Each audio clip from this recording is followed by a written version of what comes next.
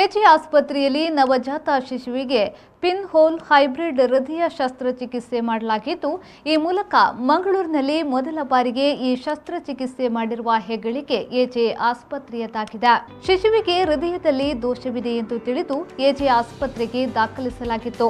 ಮಕ್ಕಳ ಹೃದ್ರೋಗ ತಜ್ಞ ಡಾಕ್ಟರ್ ಪ್ರೇಮ್ ಆಳ್ವಾ, ಹಿರಿಯ ಕಾರ್ಡಿಯೋಥೊರಾಸಿಕ್ ತಜ್ಞ ಡಾಕ್ಟರ್ ಜಯಶಂಕರ್ ಮಾರ್ಲಾ, ಡಾಕ್ಟರ್ ಗುರುರಾಜ್ ತಂತ್ರಿ ಹಾಗೂ ಡಾಕ್ಟರ್ ಸುಹಾಸ್ ಅವರ ನೇತೃತ್ವದಲ್ಲಿ ತಂಡವು ಈ ಶಸ್ತ್ರಚಿಕಿತ್ಸೆಯನ್ನು ಯಶಸ್ವಿಯಾಗಿ ಮಾಡಿದ್ದಾರೆ.